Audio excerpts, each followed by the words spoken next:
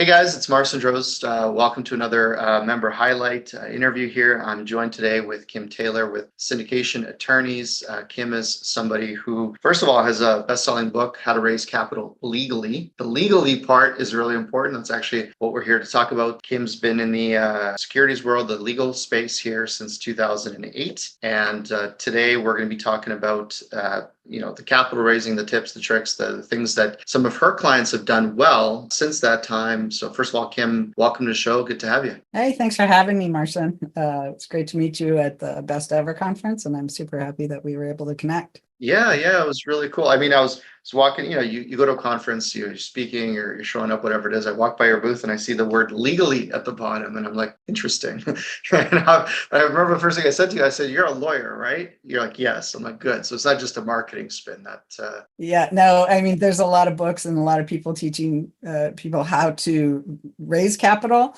And that's certainly important from a practical aspect, but sometimes the legal side of things gets a little overlooked. And for us, we have a unique perspective because I've helped probably over 500 clients do syndications or create real estate funds, almost all in the real estate space, very small amount that are doing other things. And they've been able to raise over $4 billion just with the offerings that we've written. Have all of those succeeded? No. Have the bulk of them and the majority of them succeeded? Yes. More syndications succeed than funds. Unfortunately, a fund is a different animal, and it takes a lot more work and a lot more experience to be able to pull off a fund, as you well know. Yeah. Oh yeah, and we'll certainly talk a lot about that. I mean, for context, our listeners, a lot of them are capital raisers, either syndicators, fund managers, or somewhere in between. Also, we have a fair bit of high net worth individuals that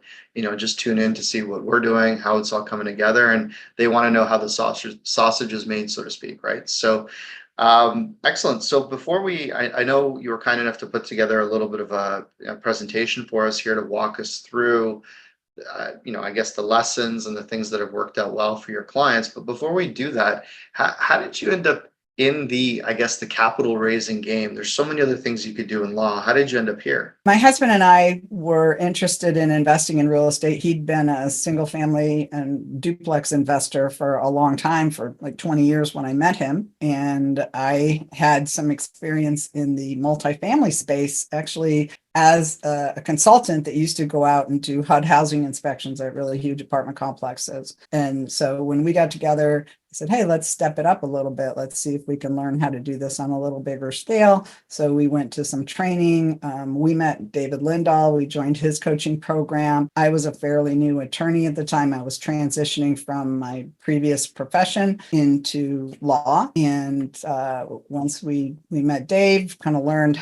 how to buy multifamily. Then he announced that he was going to do a private money boot camp. And I thought, well, I better learn how to do that if we're going to raise money and do this. And I met my mentor, Gene Trowbridge, at that event. And we started working together in 2008. And then in 2010, we started our California law firm. 2016, I moved to Florida and started my own. Prior to meeting Gene, though, I was practicing as an attorney, and I did some real estate litigation, some homeowner association litigation, and also environmental litigation. And what I learned from all of that is I'm not a litigator. You got to have a certain mentality for that.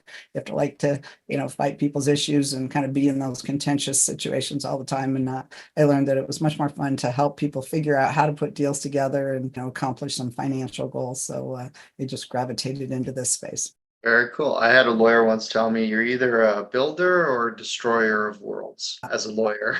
And I was like, you're either inspired to build or you're inspired to create. And if you're, you're either building or you're destroying. If you're destroying, you litigate. If you're building, you're typically working in the capital markets, right? So interesting. Okay, well, Kim, let's do this. Let's go ahead and go through your, I know you took the time to put this together, so I'd love for you to share this with our viewers or listeners. If you guys are listening in and not seeing this, at the end, you'll have an opportunity to actually reach out to Kim's team for a copy of the slides. She's been willing to share that as well, so make sure you stay tuned for that. And in the meantime, Kim? Okay, thanks. Well, I can tell you the number one thing that everybody does that goes on. All of our clients that are the most successful, those are the ones that go on and do more than just one or two deals, or they go on and do bigger and bigger deals, right? So we've had clients that start doing $3 to $5 million deals, and now they do $30 to $50 million deals. We've had clients that have just gone on and done, 26 individual syndications. So people take this in many different directions. We've had clients that have done individual syndications and gone on and done funds. So there is kind of a progression that you can do. But they all the ones that have gotten to those later goals have started with a real estate coach. They took the time to learn how to buy the right stuff, how not to buy the wrong stuff, how to avoid money pits, how to underwrite the deals. They really have to have a clear understanding of how to underwrite income and expenses, figure out net operating income, determine whether or not the project is even viable, if it's going to generate a good enough cash on cash return that you can share it with investors. And, with that, they've also learned how to figure out how to split the money with investors and the waterfalls. Now, we can help them with some of that, but they really have to have some underwriting skills or have someone on their team with underwriting skills in order to be able to figure a lot of that stuff out before they get to us. So the other thing, another thing, so there's a lot of different points here, but one is a small number of members of the management team. When I get people that come to me with, I call it a committee, okay, never goes anywhere. It either never goes anywhere, they never get off the ground, or they end up fighting shortly after they got the deal, or what really and truly happens is 2 or 3 people end up doing all the work and all the rest are hangers on. And you're having to split money with those people because you made some early deals with them for stuff that they didn't end up doing. And it's really hard to get rid of them. So, it's kind of the smaller number, be nimble, be quick, make sure you have the right people on your team. And who are those people, right? You need somebody who loves talking to people. Okay. That's your capital raiser, right? They love talking to the people. They love socializing. They love getting on the phone. They like to go out to lunch, and they join a bunch of clubs. They get out of their own element and they get out into the world. Those are the people that are your capital raisers. So if you don't have someone like that on your team, you need one. You need some, and maybe they have some prior sales skills as well, because this is a little bit of a sales job. You need somebody who's going to diligently oversee property management and contractors and due diligence for each property. So somebody who's just kind of really invested in making sure that all the mechanical side of your deal is functioning and working. They're probably the one that's more involved in the underwriting as well, making sure all of that stuff works. Your investor relations person is usually kind of more big picture. They don't necessarily get into the deals. But they may also be the person that's going out and developing relationships with brokers and helping to find the deals. And then you need somebody who is very detail oriented. They're the ones that works with the bookkeepers, with the accountants. They review all the subscription agreements as they come in. They help investors answer questions. They're kind of the ministerial person within that team. And if you have those 3 people, you can usually cover all the different jobs that there are within the management of a syndicate. I just recently did a slide presentation. I was working on it yesterday. There were 15 jobs that a syndicator can do. And then how do you allocate that? And how do you determine who gets paid what according to which jobs they're doing? So, that's another slide I'm happy to share with people if they're interested, is, just like how to allocate management earnings. So that's important, figuring that out. What's really, really critical and just sets apart the people who succeed and the people who don't are the ones that take the time to build investor relationships, right? They spend the time building a database of pre-vetted investors. They get on the phone, they talk to everybody, they have suitability conversations with everybody. Doesn't matter if you're doing 506B deals or 506C deals that you can advertise. You really still need to understand that person's financial situation and level of sophistication and whether or not you even like them, right? Because you may find out during that call that they don't want to give you any information, they don't want to tell you anything. Well, then that's probably not someone you want in your investment team. The ones that are highly successful have 300 to 500 vetted investors in their database. And those people will invest with them again and again. And the clients that have done that and have developed that level of a database, I've seen them raise $7 to $10 million within a few days. Okay. Within a few days or a week. They're the ones that are the most successful. On the other hand, I have clients who, have funds, and I'll say, how's your fund going? Well, I'm talking to one investor. And, the next time, well, I've got another guy who might be interested, and they're never going anywhere. Their fund is just stalled. It's never going to get anywhere. They don't ever get any properties.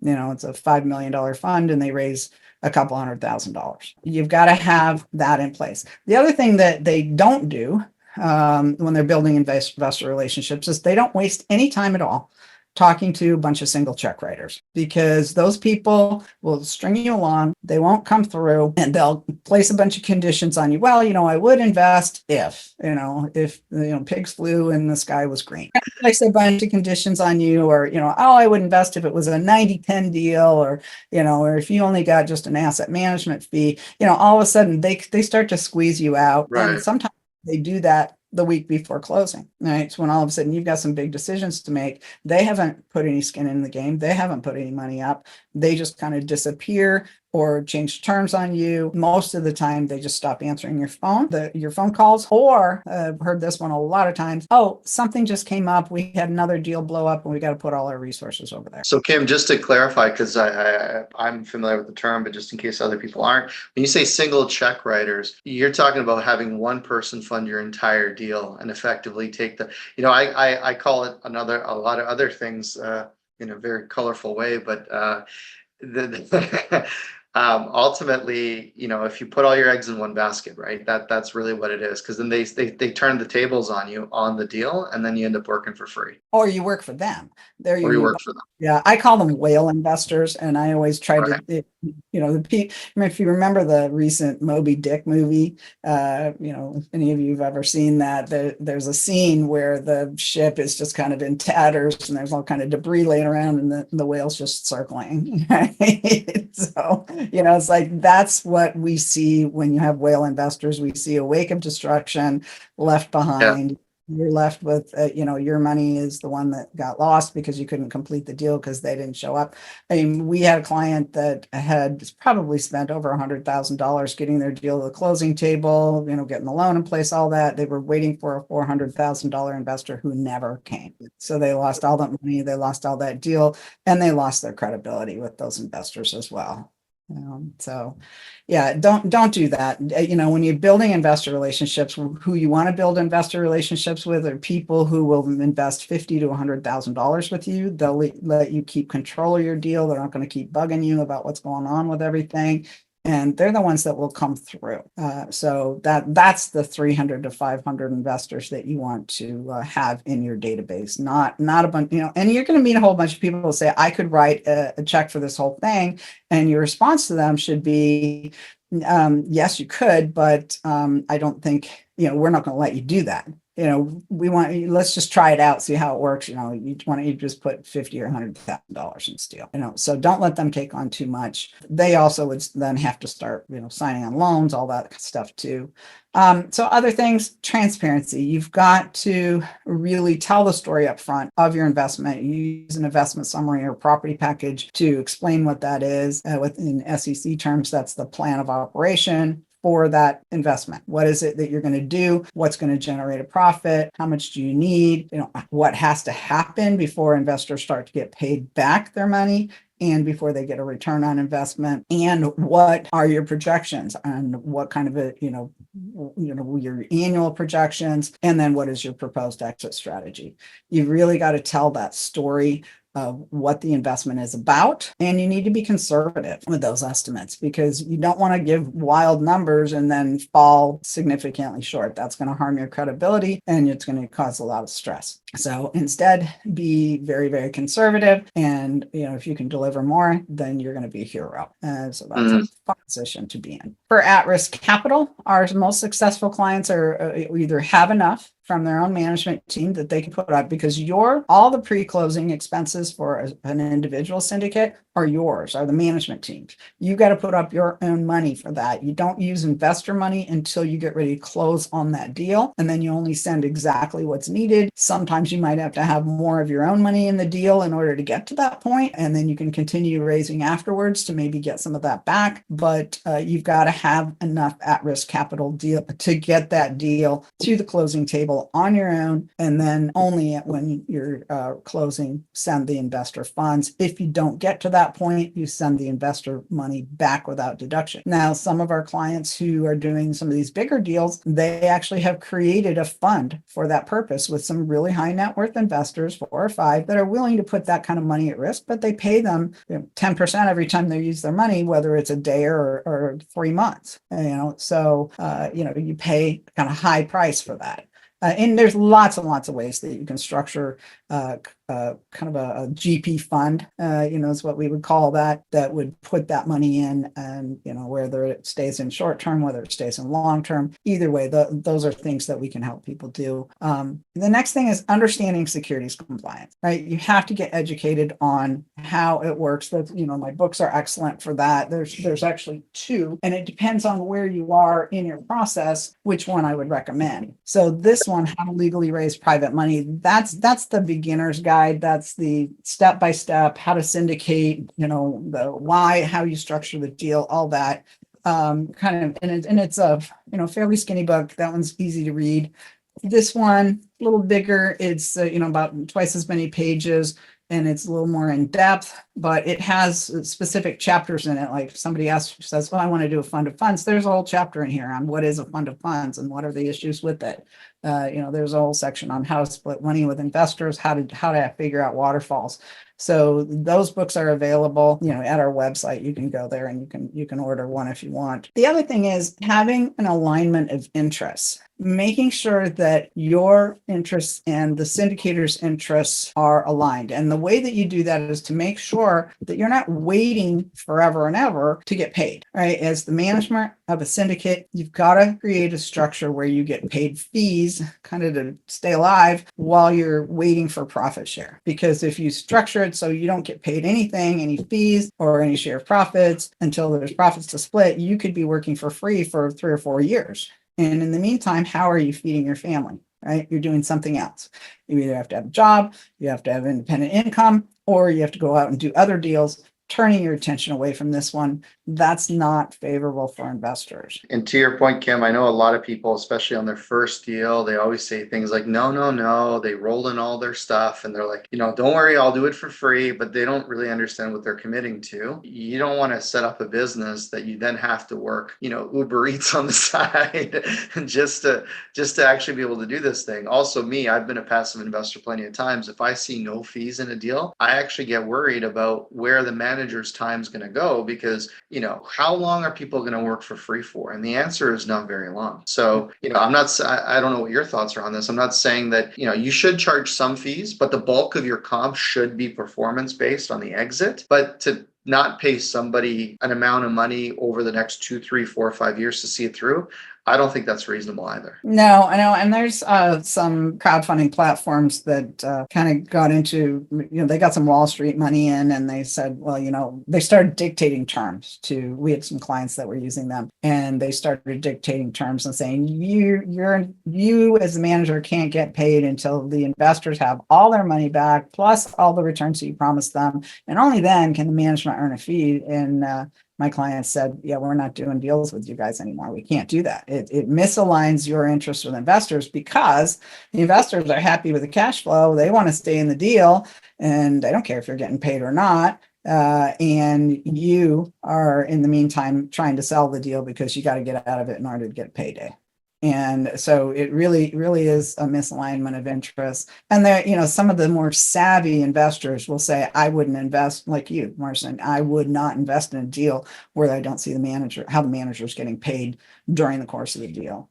And then I would add to what you said is, you're going to get money on the exit, but you also should be structuring it so you're getting money from cash flow. And maybe you're going to forego that share of it for a year or two just to get the investors to a certain hurdle rate or preferred return. But if you structure it correctly, you're only going to have to wait a year or two before there's something to start. You can start earning from the cash flow as well. I would never expect anybody to be in business with the expectation to be broke until it's all done, because by that premise, I mean, that's not a sustainable business model. It just doesn't work. And then the opposite is true, where people, I see the opposite, where it's like they're like, oh, it's 90-10, and investors like, oh my God, I get 90% of the upside. Right. But if you actually look at the fine print, they're feeing the hell out of this thing out of the gate so that there's nothing left on the 90-10 split anyway. So both extremes are true. And yet another mistake that I see people doing a lot, and it always ends badly, is bringing people into their management team of a syndicate that are providing a service they could pay for. Right. Good point. Yeah. So unless that person, if it's a real estate broker or contractor, unless they're doing something else that you need in addition to their job, don't bring them into management, because if they don't do the job well, and you got to get rid of them, it becomes very, very difficult. Usually, sometimes ends up in litigation. And you've got a problem. You brought a contractor in. If the lender requires you to bring that contractor in on a development project because they're the ones with the experience, that's fine. But you also need to make sure that your legal documents have a mechanism to get rid of them in the event you have to fire them as a contractor, to also get them out of the deal, because otherwise they could just continue to muck up the works. It just becomes unworkable. Property managers, that's another one you don't want to bring in. So unless a broker or property manager is actually going to help you raise money, from their network, or they're going to provide something beyond the service you're hiring for, don't do it. And then, you'll also end up paying them 10 times more than what they were entitled to if you had just done that. Now, there's nothing wrong with having a broker who says, hey, I want to roll my commission into buying Class A interest in this deal and, become an investor in the deal. That's fine. And then if that broker says, well, and I also would tap into my database, I think I can raise some money. Okay, bring them into management, give them some management interests, and let them come in, but make sure they do something else. So Yeah, good point. Yeah. So, we've got a lot of other points that we can do. We can put that all into the PowerPoint so everybody can have that if you like, or we can keep going through these, whatever you'd like to do. Yeah, I think that would be super valuable. And again, Kim, I appreciate you taking the time to kind of go through this. For those of you listening or watching, definitely reach out to Kim. We're going to have some links for you guys to click through if you guys want to request either the PowerPoint or get in touch with Kim or her team on the legal side. Obviously, one of the things that I think I appreciate about what you're saying is you're coming at it from a position of 500 clients later, because your experience is I think being able to tease out the narrative that somebody, because a lot of times when people, I think about myself, the first time I did a fund, like when I raised money for the first time for myself, when I left the PE space and I did my own fund, when you leave the sell side, when you're selling funds versus when you're structuring your own, that gap is it's a canyon, like it's massive. And I remember getting on the phone with a securities lawyer, and bless his heart, he was patient with me. I needed him to explain the difference between a board of advisors and a board of directors, because I had no different. You don't know, right? You don't know what you don't know, right? So all these lessons, and I say that to say that, I think after 500 clients, you've probably seen almost every, if not every, reiteration of a story with a client, right? We've seen a lot, and so I think we've covered some of the biggest mistakes, and really the biggest mistakes I see is having too many people in management, spend a lot of time chasing after big check writers or people, high net worth investors, versus creating a database of prospective investors that that will invest with you again and again, smaller amounts. This is a situation where less is more, right? The less they have to invest and the more of them you have, the better you are, versus having people with big checks that can take on your whole deal and string you along. And then maybe we can finish with this. Is obviously nowadays the fund model is getting a lot more publicity in the marketplace, and there's a lot more people asking about it and inquiring about it. What do you see sort of as the pros and cons to somebody who's a first-time capital raiser or first-time looking to raise some capital in the context of being maybe a fund-to-fund person as opposed to just doing the traditional GPLP model? Any thoughts on that? I have some opinions about it. First of all, you need to have a very strong relationship with the people that you're investing with, because it's your reputation that's at risk. Right? You're going to take your investors, put them in a deal that you've created, or your own LLC or structure that you've created, which is your own securities offering. So you've got to have your own set of documents. But then you need to, once you hand them over to somebody else, well, you're just another investor, and they don't care about your investors as much as you care about your investors. So you have to make sure that you're know and have vetted the operator that you're going to invest with, or the fund manager, very, very well, and trust. And then also you have to think about, how are you going to get compensated? Because if you're just your investors in as another passive investor in their deal, well, so whatever they're offering, you're going to have to take a cut of that before you pay your investors. So your investors' returns are going to be reduced. And so you've got to figure out, how are you going to do that mechanically? Does it even work? And and what's the reason for doing it? What is your true reason for doing it? Is your true reason for doing it because you just want to offer these investors opportunities that they couldn't get otherwise? Maybe the original investment or the minimum investment amount is too high for them to do by themselves. So you can put together a group of investors that can meet that minimum, whereas one person might not be able to do it. That's okay. That's a great reason to do it. But if you're just doing it because you're like, hey, I just want to be a capital raiser, that's not really a sustainable model. Because in order to be a capital raiser for multiple sponsors and do it again and again and again, eventually, one of those deals is going to fail. The investors are going to point their fingers at you, and you're probably going to get slapped with a lawsuit for acting as an unlicensed broker. So you need to be really cautious about how you do that, and you need to really examine the motives, why you want to do that. And if you want to be an investment advisor and you just want to get a fee for placing people's money, then go take the test to become an investment advisor, right? But if you're here because you want to invest and get all the benefits of real estate investing, then you have to think about, this is maybe a stepping stone to doing your own syndicates, or something different. So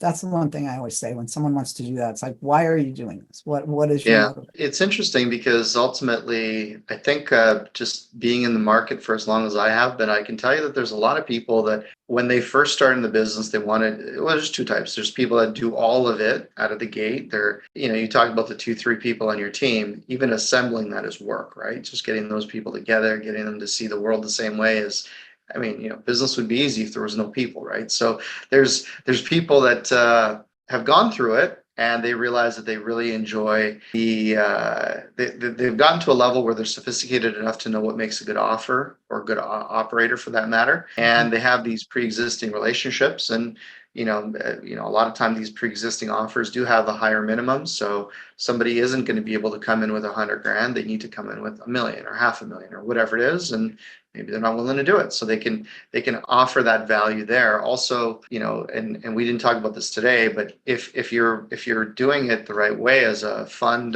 manager, you can also, even as a passive investor, you can negotiate certain reporting requirements or concessions or things to help you be more aware, and not just a passive investor, but an actively passive investor, right? So from that respect, there's a good fit. But I agree with you. If you're just trying to think of a cute way to not have to follow the rules, then that's not a good fit. But there are people out there that I know there's people listening. They're like, yeah, it's exactly why I'm doing it, and it makes sense. But like anything else, I don't know, Kim, if you've heard this before, but do you know what the definition of intelligence is? No, tell me. If you agree with me, you're intelligent. So, by that definition, there's people that are going to think we're intelligent, and there's people that are going to think that we're not intelligent, is all I'm trying to say, right? So, but everybody thinks they're intelligent. I can tell you that from a dating world. Right? Don't ever put on a dating app that you want an intelligent person because you might say educated instead, right? Yeah. Kim, what is the best way for them to kind of engage with you, your firm? The best thing is go to our website at syndicationattorneys.com, and there will be a tab there where you can schedule a call with one of our staff. We do have some low-cost introductory programs that can get you engaged with us so that you can get access to our weekly masterminds. While you're at the website, check out the free resources. There's 80, 90 articles. There's a whole lot of FAQs. And then also you can get a free copy of one of these books. And we will actually mail you a physical copy. So, pick the book you want. We're going to ask you a question. Have you raised capital before? If you say no, you'll get the first book. And if you say yes, you'll get the second. So, we want to get this education out and into everybody's hands. Also, check out our podcast and our YouTube channel. It's called Raise Capital Legally. And, we'd love for you to subscribe to our YouTube channel. We're trying to build up our subscription list. Excellent. Yeah, that's fantastic. I mean, I'm of the opinion that capital raising is literally the number one skill set of an entrepreneur. So you guys might as well learn how to do it legally.